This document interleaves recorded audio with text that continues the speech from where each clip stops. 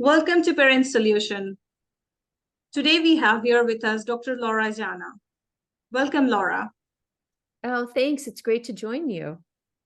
Laura is a pediatrician, educator, and has written many books. She is an author and speaker, and she is really committed towards working for children. So Laura here is going to talk about what is important for children to learn and thrive. So tell us something about it, Laura. What do you think we should do as a parent and as an educator? Sure. And it's on the one hand, it's a really big question, right? Like there's so many things that we could talk about. But what I want to do is help discuss with you and help parents realize that there are some really basic principles that if you understand them, help empower you as a parent to do these things for your children.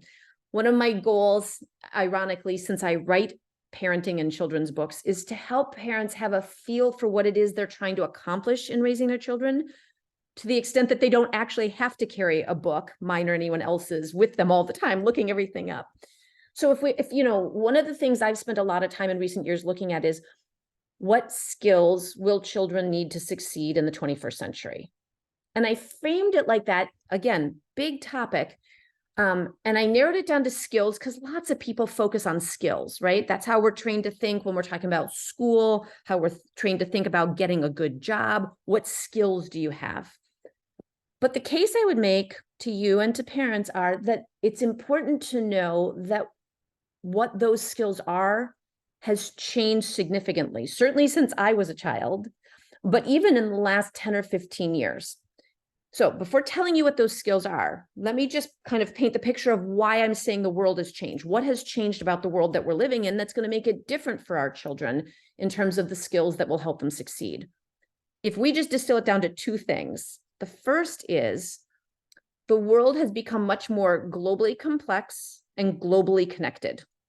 The fact that I'm talking to you from the United States and you're in India and we're in different time zones, but through the use of technology, Definitely. we can have this real-time conversation.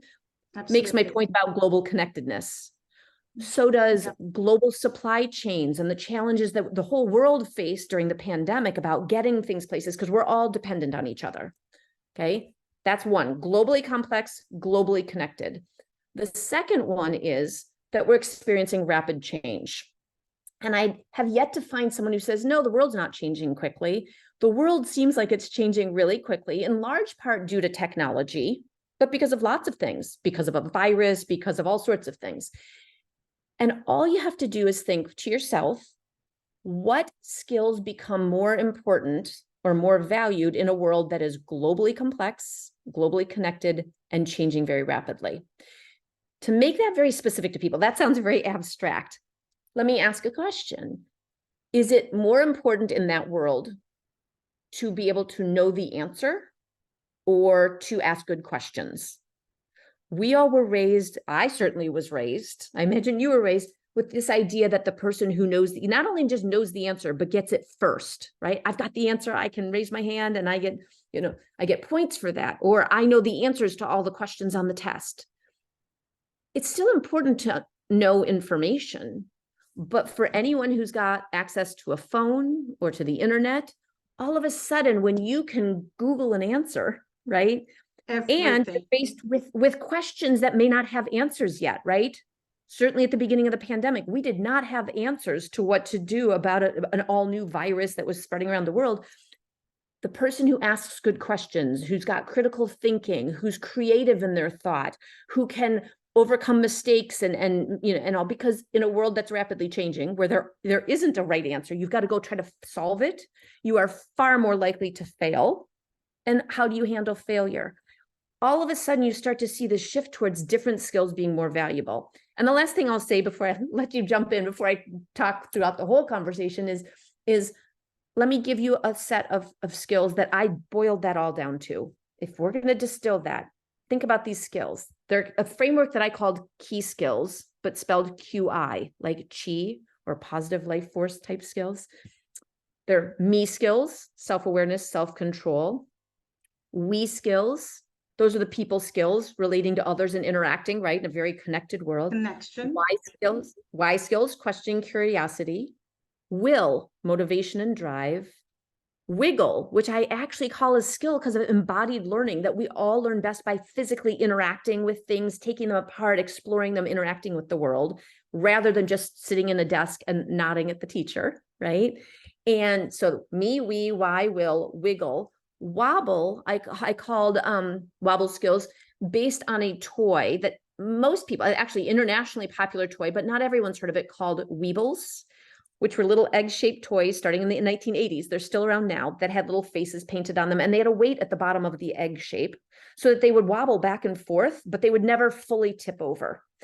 And the reason I called this next set of skills wobble skills is because the idea that intelligent risk-taking, the ability to fail and adapt, is really valuable, but nobody likes to fail. We don't tolerate failure. We don't celebrate it. You don't get your children don't come home at the end of the day and say, my teacher was so impressed with my ability to fail.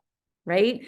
But we know that is really important. So what I said is wobble skills are intelligent risk-taking and the ability to fail, but not just fail, but learn from your mistakes and keep using them to learn more. And then the last skill is what if skills, which are what I call the imagination skills, the ability not to just ask a whole bunch of questions. I realize what if is a question, but to be able to, and those are questions often, like the why skills are questions about how the world is. What if represents questions about how the world could be, the ability to imagine and innovate and create. But also I always end every discussion of those skills with the idea of hope, the idea that you can see a better future or a better circumstance than the one that's facing you is really important for all of us. Those are the skills that I have outlined as being really critical for parents to understand, for educators to understand, for business people to understand, for everyone to understand, because that's the world we're living in. Yes, thank you for sharing that with us. And those are my favorite skills with you, and I am following it with my children, and I can see the benefit of it, the enjoyment they get into learning. Like my children, they love learning. They are never bored of learning. So can you please give my viewers, our viewers, few tips for learning? Like I often get this complaint that children are not feeling energetic towards learning. They don't want to study. They don't want to learn. Do you have some idea? Can you put some light on it for us? Sure. And let me start by saying the fact that your children love learning is what we all should be aiming for. Because what we want is not that we always, that when our children are adults, we're going to be sitting behind them, telling them what they have to do and when they have to do it and how much of it they have to do. We want to help cultivate a love of learning. And there are several ways that we can do this. I imagine that it's not a coincidence that your children love learning. But one of the things that we do know is for children to love learning, they have to have a reason to want to learn something. So it's not a distraction to pick up something that your child loves already, whether that's sports or computers or reading books, and or cooking or whatever it might be.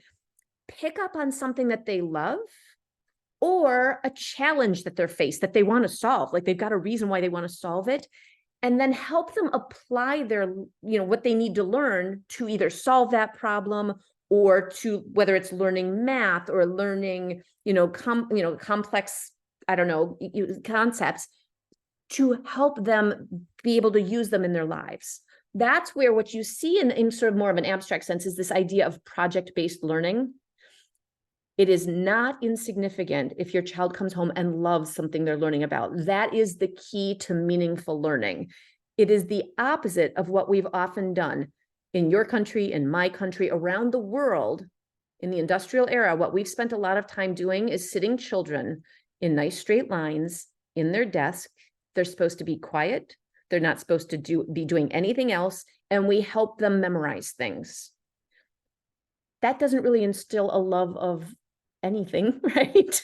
And those facts are easily achieved by knowing how to do a search on the internet or on your phone. So that, I think, is the key, is really focusing in on how do you bring concepts to life. And naturally, what I've found, and some of the work I do is with very young children. I do early education, right? Toddlers, 2-year-olds, 3-year-olds.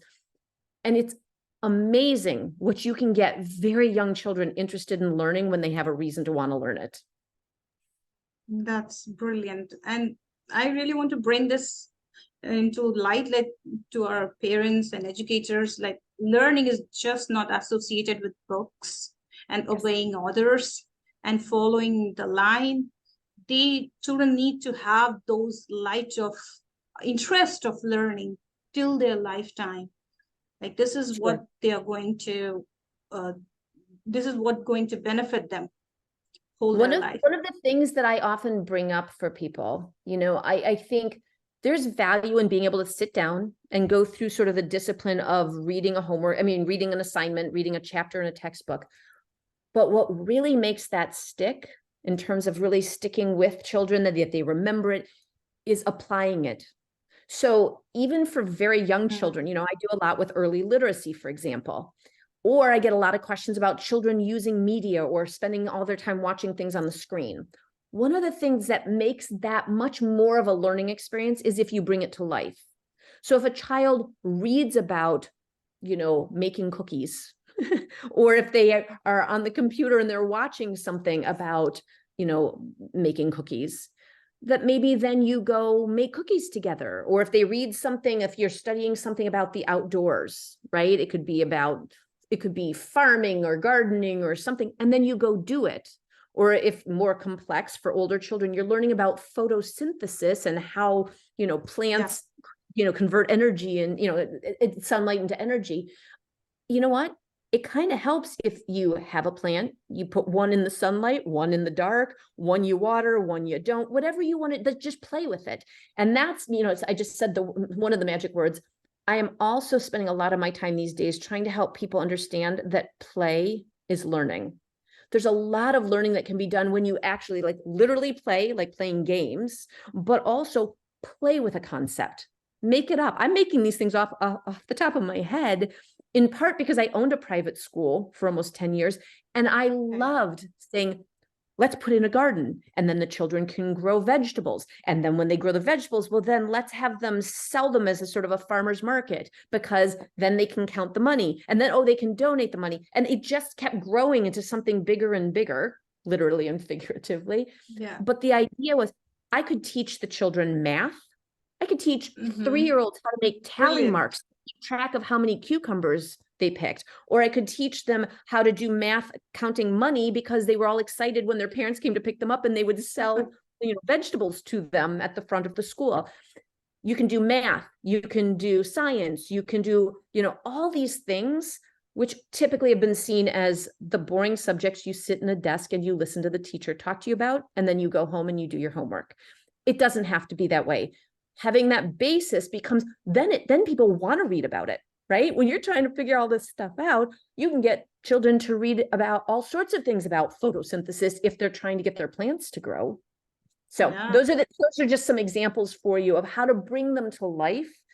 And the last thing, just because I don't want to forget this one also, one of my favorite expressions is, it's actually neurobiologically, meaning in the brain, right? Neurobiologically impossible to form new memories, which would be including processing new information and knowledge, in the absence of emotions.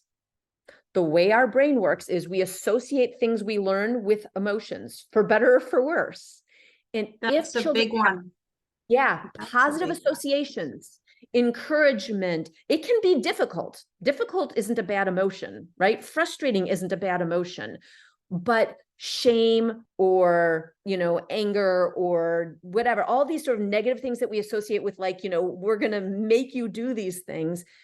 Remember, that's how those memories are being formed. If it's fun, engaging, interactive, makes you more curious, if you don't know something and all of a sudden now you feel challenged to go figure it out, those emotions serve you really well in terms of sort of where the future of education is, and how children will continue to thrive even after they're not sitting in the classroom with someone telling them what they have to do and when they have to do it. Yeah, you're right. Thank you for sharing all these things. Just last one, just tell my viewers the importance of play, not only in the early childhood, in their later childhood, and in teenager, and in adulthood, and ever. So just tell them the importance of play. I would be happy to. So if, there's multiple things that can be learned during play.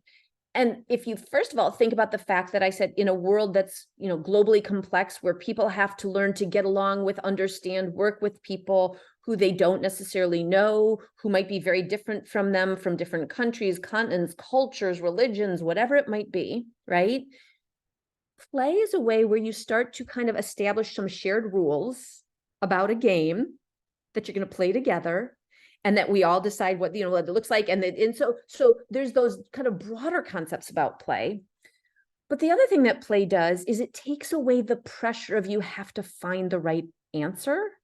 It makes it more joyful, almost by definition, right? I mean, some of what people critique sports today with, at least here in the US, is that if you take the fun out of it, right, you don't get the same benefits as if you are enjoying it and having fun and working with it. So play opens up all sorts of, when you take the pressure off of children or adults, you get more creative thought. You learn to work with other people, share rules, share a common goal, have fun. Again, the emotions of it being important. And remember what I said, that in today's world now, we're recognizing that learning doesn't just happen in the classroom during set, hours, when the school bell rings, or when the bell rings at work and you're now on the clock. And so the things you do while you're playing, first of all, tend to be things you like, right? So it's picking up on your passions. But a lot of those skills, think about what we talked about, the self-awareness, relating well to other people, your curiosity, your motivation. Games are very motivating. Not to mention your creativity about figuring out new ways to win or beat the game or get better at the game.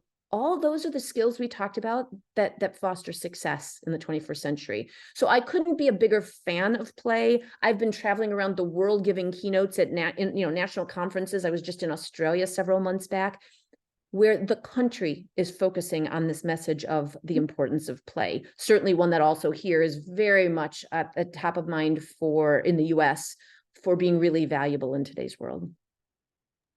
Thank you for sharing all those things with us. And I am sure this is going to benefit a lot to our viewers. And I'm going to put the link of 21st Century Skill video of Laura's TED Talks in the description box. Go check it out.